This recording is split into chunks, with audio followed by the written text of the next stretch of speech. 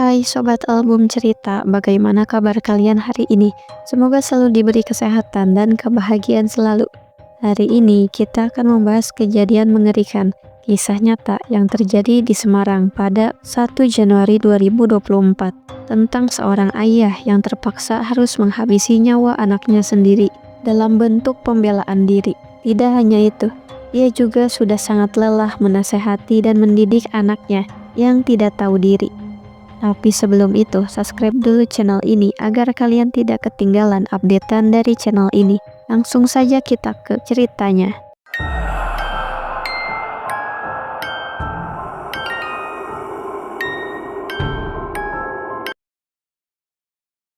Di sebuah rumah sederhana di Kelurahan Tambangan, Kecamatan Mijen, Semarang, hiduplah seorang pria bernama Sutikno Miji. Ia adalah seorang buruh serabutan yang bekerja keras demi menghidupi istri dan kedua anaknya, yaitu Guntur Surono, anak sulungnya, dan Jaryo, anak bungsunya. Meskipun penghasilannya pas-pasan, Sutikno tetap berusaha menyekolahkan anak-anaknya, berharap mereka bisa meraih masa depan yang lebih baik. Namun, harapan itu perlahan hancur karena Guntur, anak pertamanya, justru memilih jalan hidup yang berbeda. Sejak SMP, Guntur sudah sulit diatur. Ia hidup seenaknya, jarang pulang, dan jika ia pulang, hanya untuk makan atau meminta uang. Di sekolah pun, ia dikenal sebagai pembuat onar, suka berkelahi, dan sering memalak teman-temannya. Berulang kali Sutikno dan istrinya mencoba menasehati, berusaha membimbingnya ke jalan yang benar, tetapi Guntur tidak pernah mendengarkan. Saat beranjak dewasa, sifatnya semakin menjadi. Di usia 21 tahun, Guntur memaksa orang tuanya membelikannya sepeda motor. Tak hanya itu, ia juga menghabiskan banyak uang untuk memodifikasi motornya demi ikutan balapan liar. Ia kerap menongkrong dengan teman-temannya, mabuk-mabukan, dan bahkan dengan bangga menyebut dirinya dewa peminum di akun Facebooknya. Tak jarang ia juga memamerkan foto dirinya membawa celurit di tengah malam, seolah ingin menunjukkan pada dunia bahwa dia adalah penguasa jalanan. Sutikno dan istrinya benar-benar kewalahan menghadapi Guntur. Keonaran yang ia buat menjadi bahan omongan tetangga. Mereka malu, tetapi yang lebih menyakitkan adalah ketidakberdayaan mereka menghadapi anaknya sendiri. Berulang kali Sutikno menasehati Guntur, tetapi yang ia dapatkan hanyalah bentakan, bahkan ancaman.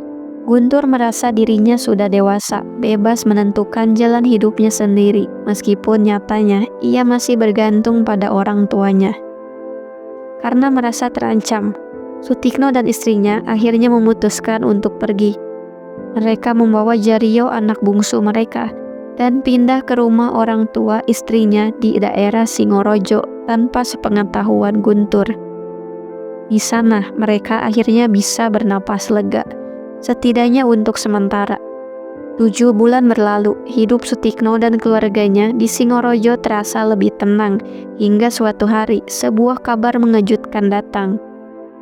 Seorang kerabat di Semarang memberitahu mereka bahwa Guntur mengalami kecelakaan motor yang cukup parah. Ia kini terbaring sendirian di rumah tanpa ada yang merawat, termasuk teman-temannya yang dulu selalu bersamanya. Mendengar kabar itu, Sutikno dan istrinya merasa hancur. Bagaimanapun Guntur tetap darah daging mereka. Mereka tidak tega membayangkan anak mereka terbaring kesakitan tanpa ada yang merawat. Akhirnya mereka memutuskan untuk kembali ke Semarang. Setibanya di rumah, mereka menemukan Guntur dalam kondisi lemah. Dengan penuh kasih sayang, mereka merawatnya, berharap ini bisa menjadi titik balik bagi Guntur untuk berubah menjadi lebih baik. Namun harapan itu hanya sebatas mimpi. Beberapa minggu setelah dirawat, Guntur kembali ke kebiasaannya yang lama. Pada 29 Desember 2023, Guntur menerima telepon dari teman-temannya. Mereka mengajaknya merayakan malam tahun baru dengan pesta miras.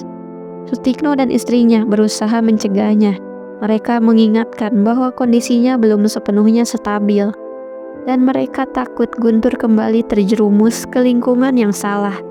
Namun, Guntur tidak peduli. Ia membentak orang tuanya dan pergi begitu saja. Di Facebook, ia sempat memposting sebuah foto dengan caption, "Anakmu yang dulu diajarin nyanyi balonku ada 5, sekarang udah bisa nari sendiri, Pak." Seolah ia ingin menunjukkan bahwa ia bukan lagi anak kecil yang bisa dikendalikan oleh ayahnya. Namun tak ada yang tahu bahwa itu akan menjadi postingannya yang terakhir. 1 Januari 2024, sekitar pukul 15.00, Guntur pulang ke rumah dalam keadaan mabuk. Di dalam rumah ia bertemu adiknya yaitu Jario. Jario yang sudah muak dengan kelakuan kakaknya langsung memarahi Guntur. Tetapi bukannya mendengarkan, Guntur justru mengamuk. Ia lari ke dapur, mengambil pisau, dan mengancam akan membunuh adiknya sendiri. Teriakan ketakutan Jario membuat ibu mereka keluar dari kamar. Begitu melihat Guntur dengan pisau di tangan, ia langsung berteriak panik. Saat itulah Sutikno yang sedang berada di pekarangan belakang rumah langsung berlari masuk.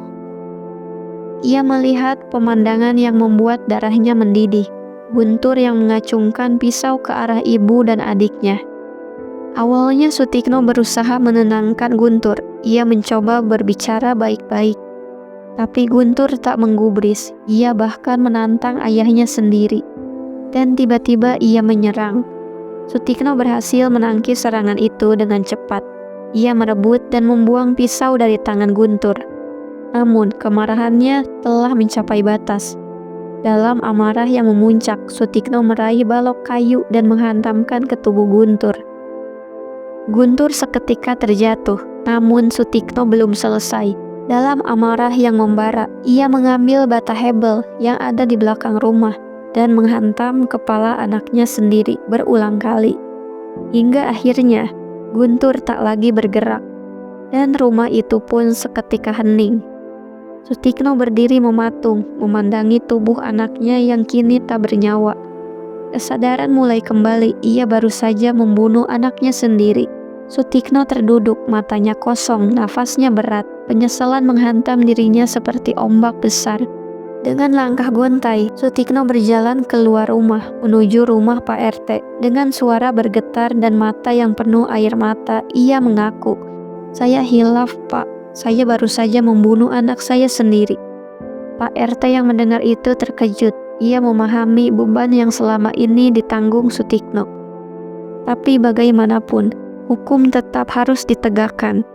Polisi datang, mengamankan TKP, dan membawa jasad Guntur untuk diotopsi. Sutikno dengan kepala tertunduk menyerahkan diri tanpa perlawanan. Di hadapan polisi, ia mengakui segalanya.